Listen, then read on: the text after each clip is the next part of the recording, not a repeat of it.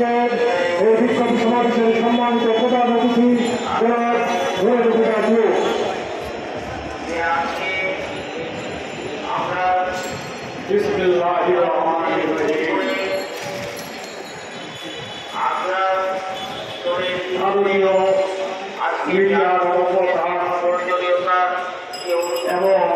কথিত স্বৈরাচার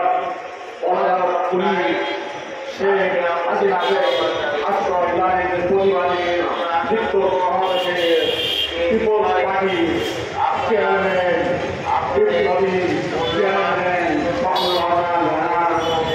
এবং জুলাই আগস্ট বিপ্লবে যোদ্ধা আহত যোদ্ধা এই যুদ্ধে আহত হয়েছে সেই বীর যোদ্ধা মুস্তাকিম সহ এখানে উপস্থিত সকল নেতৃবৃন্দ এবং আমাদের বাংলাদেশে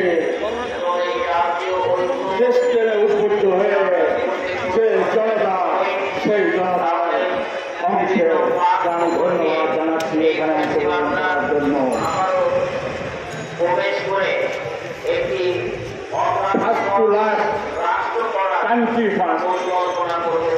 প্রথম থেকে শেষ সবার আগে দেশ এই চেতনা ধারণ করে এদেশের মানুষ, এদেশের বাংলাদেশিরা, এখানে ধর্ম বর্ণ নির্বিশেষে আমরা সবাই বাংলাদেশি।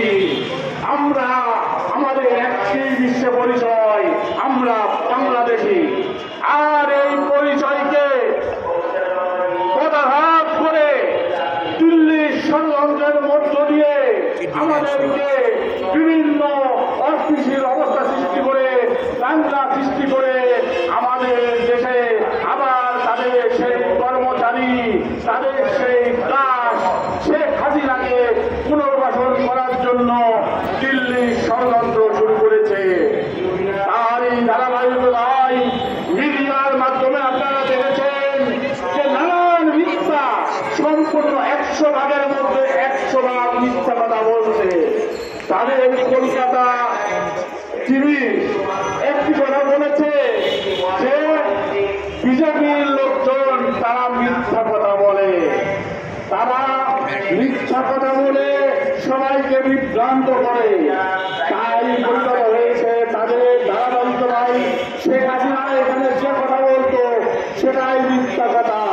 তাদের ষড়যন্ত্রকে এদেশের মানুষ রুখে দেবে ইনশাল্লাহ। রুখেছে অতীতে এদেশের উপরে যে দিল্লির যে ষড়যন্ত্র, দিল্লির আগ্রাসন সব সময় ছিল।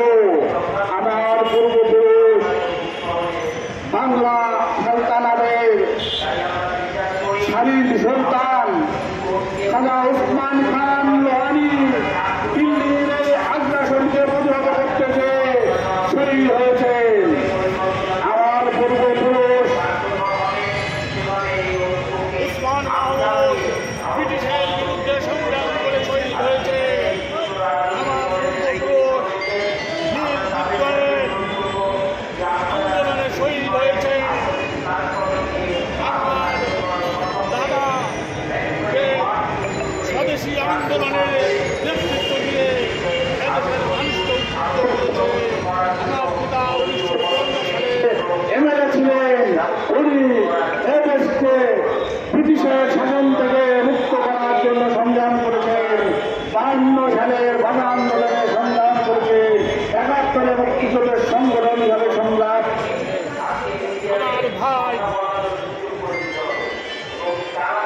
আমার ভাই জাতীয় বীর 15ই আগস্ট বিপ্লবের অন্যতম নায়ক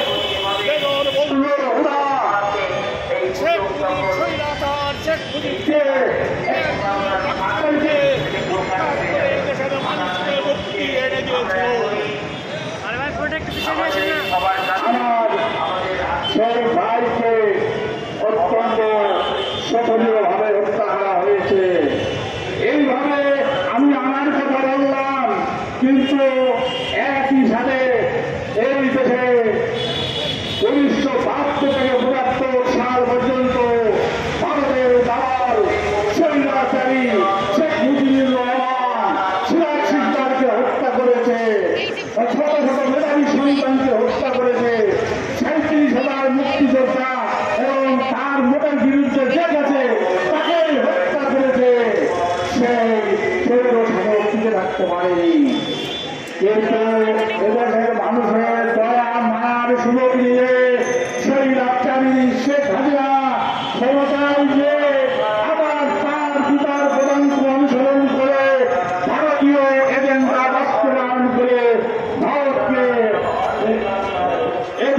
এদেশকে ভারতের হাতে তুলে দিতে চায়।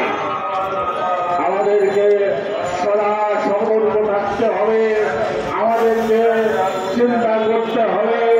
আজকে যে এই আমরা যে সুযোগ আজকে পেয়েছি, 52 বছর পরে আমরা সম্পূর্ণভাবে দালাল মুক্ত হয়েছি, প্রভাব মুক্ত হয়েছি, বৈদেশিক প্রভাব মুক্ত হলে আমরা স্বাধীন সার্বভৌম বাংলাদেশ।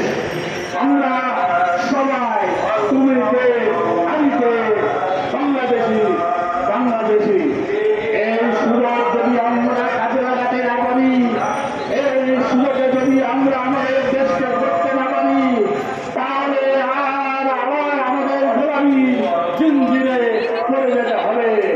তাই ভাইরা আমার, আপনারা আমার এখান থেকে ইউনিট সরকারের কাছে আমার দাবি থাকবে যে ভারতের সাথে সম্পূর্ণ কূটনৈতিক সম্পর্ক থেকে শুরু করে সমস্ত সম্পর্ক শেষ করে দিয়ে ওনাকে চিরতরে শিথিল করে দিতে হবে।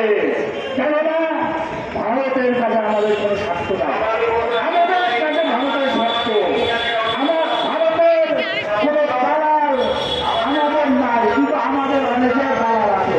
এই দালালদের ভোট আপনারা শুদ্ধ হয়ে যান, পরিশুদ্ধ হয়ে যান, আপনারা ভারতের দালাল ছেড়ে দেন, না হলে এর পরিণতি ভয়াবহ হবে।